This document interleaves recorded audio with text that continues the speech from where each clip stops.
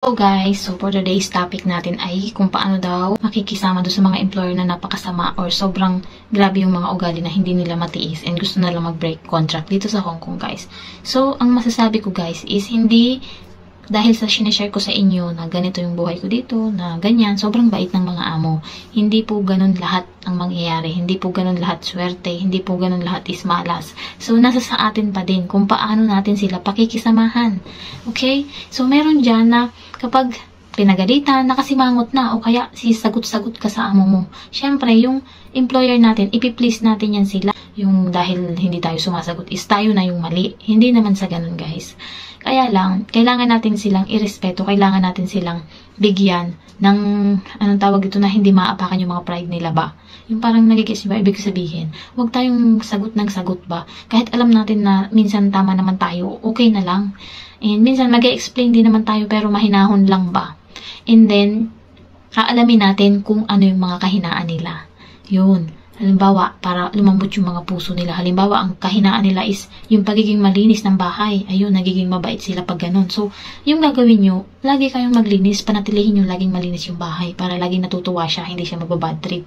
And then, minsan naman, yung pagiging close mo sa bata, yung pagiging masayahin ng bata, o dun ka mag-focus, kumbaga, o minsan naman sa pagluluto, sarapan mo yung pagluluto para maging mabait siya sa'yo.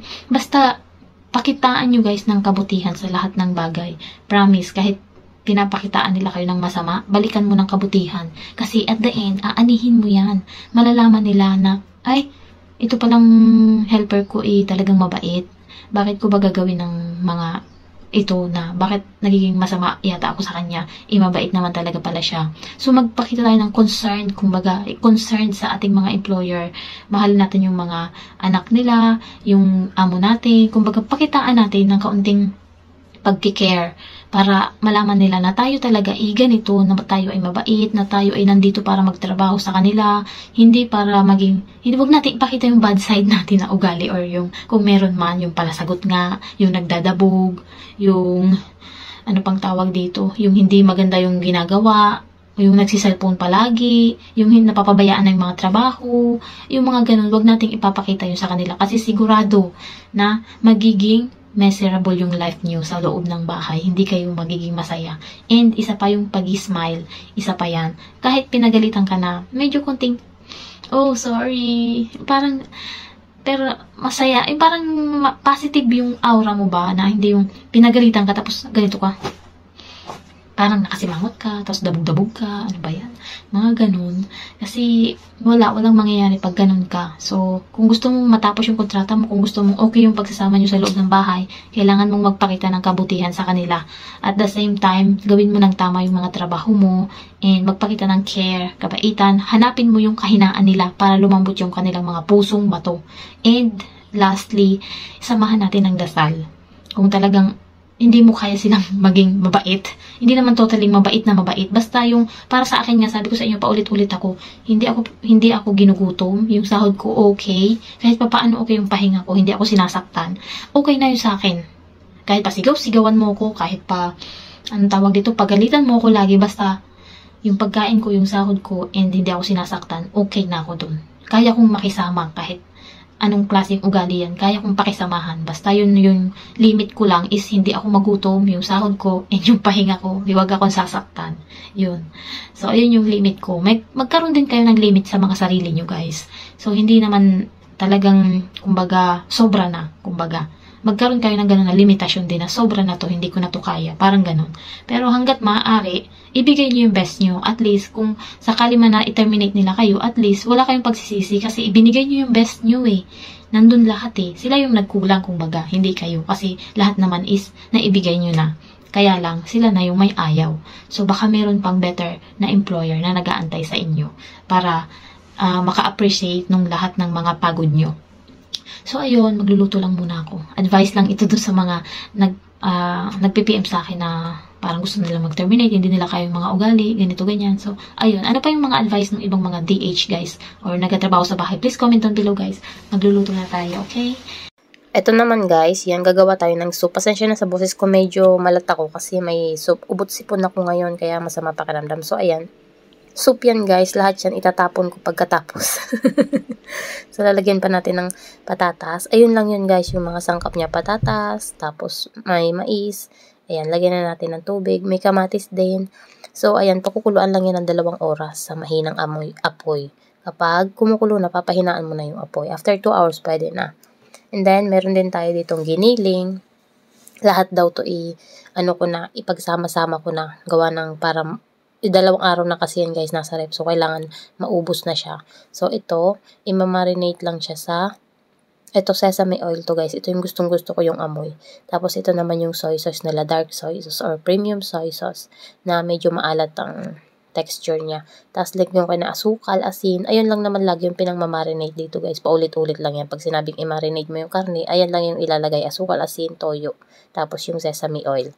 Tapos, ayan na. Nilagyan ko rin pala yan ng yung brown-brown ba. Gulay yan guys dito na parang binabad sa asin ng matagal. Binuro sa asin ba. So, hindi ko alam kung anong tawag dyan sa English. Basta, ayan. Pinapalagay niya yan dyan sa pork. Masarap. Malasa naman guys. So, ayan. Inuhugasan mo na yan bago ilagay kasi sobrang alat. So, binababad ko muna sa tubig. And then, magsasaing tayo.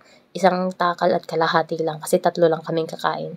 Tiga half na takal. Maliit na takalan. Tapos, itong itlog naman guys, gagamitin natin yan para dun sa niluluto natin na ito ang palaya. O, diba? Nalagyan natin ng egg. Tapos, manipis lang dapat yung hiwa para mawala yung pait. Ayaw nito ng alaga ko. Kaya kami lang ni sir ang kakain yan. Tapos, ayan, lalagyan din natin ng beef. O, diba? Binabad ko na rin yan doon sa katulad ng pagbababa doon sa pork. Pareho lang, guys. And then, ayan, kumukulo na. Papahinaan mo na yung apoy pag ganyan. 2 oras yan, guys, na pakukuluin. So, tatapon na yan pagkatapos. Yung mga laman, yung sabaw lang ang iinumin. O, diba? Kakaiba, sayang. And then, ito na. Ilalagay lang yan sa pinggan na ganyan. Ipa-flat mo lang. And then, ilalagay mo na sa loob ng oven for 25 minutes. Steam siya, guys. Ayan. Laging ganun dito. Steam. Or papakuluan lang. Walang gisa-gisa ba. Ayan. Ito na rin. Luto na yung ating mga pagkain ngayong lunch. Yung isa nasa oven pa. Ayan. Kunin mo na yung soup. At tapon na. Yung mais pala kinain nila. Gusto rin naman nila. So, nilagyan natin ng mais. Pero wala na masyadong lasa. Nandun na kasi sa sabaw lahat. Gawa ng antagal na pinakuluan ba. So, ayun. Ewan ko kung anong purpose. Bakit sabaw lang yung kinukuha. And then, ito naman yung next na lulutuin natin. For dinner na to guys. Lahat lang na niluluto ko. Sinashare ko sa inyo. Kasi may nagtatanong kung paano daw magluto ng mga food. So, ayan. Minamarinate ko ulit yung manok.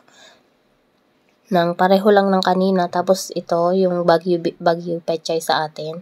Hiwa-hiwa lang. Igigisa lang yan dyan, guys. Sobrang masarap din ito, guys, pag naluto. Lalagyan mo lang siya ng bawang, tsaka luya. Igigisa mo lang yon, tapos pakukuluin. And then, hayaan mong lumambot. Malambot na malambot siya kailangan. So, mga 15 minutes mo din tong lulutuin. And then, ayan na siya. Sobrang sarap. Asin, asukal lang yan, guys, ha. Walang ibang ililalagay. So, ayun. Hugasan na. Tapos na magluto, kaya ang natira, hugasan. Wala nang iba yan. Kalat sa kusina. Ayun lang guys. Thank you for watching. Don't forget to like and subscribe. Bye-bye. Gala na naman si Dora. Niloadan ko yung aking octopus na $50. Kahit magkano pwede mo siyang loadan guys. Depende kung magkano yung budget mo. Pero mahal na rin kasi ang mga pamasahe dito. Like this one. $968. Ang pamasahe papuntang Central ay $25. So, ang mahal na rin. Yung iba, $4 lang. Katulad ng mga maliliit na bus. Dito lang. Inaantay ko lang yung 968. Ayun. Ba't kaya pag sa camera, hindi siya malinaw? Parang nagbe-blur yung mga numbers. Ayan, dito tayo sa anong tawag dito? Yung Long Plaza Station. Ayun, may tumigil na bus. Papasok na tayo. Tingnan natin kung magkano yung laman. Nilagyan ko to ng 50 pero meron pa ito nung nakaraan. Konti na lang. Tama. Sakto pa naman siguro hanggang balikan. Balikan dito sa Yunlong. Bumaba na naman tayo ng bumaba sa train. Sa pinakailalim na naman tayo ng bundok. Grabe na kailang baba ako guys. Pagpupunta dito kay Ate Franz, ganun kalayo ang binabiyahe. Nakakailang ilalim ako bago makarating doon sa pinaka-train. Ayan na. town guys. Ayun, 6 yata yung pamasahe. Kunti lang talaga pasahero din. Yun yung pa-outfit natin ngayon. Nakapantalon, and ito bigay ng amo ko guys, black. May gray nito, kaso hindi ko sinuot kasi pag nagpawis ako, halatang halata.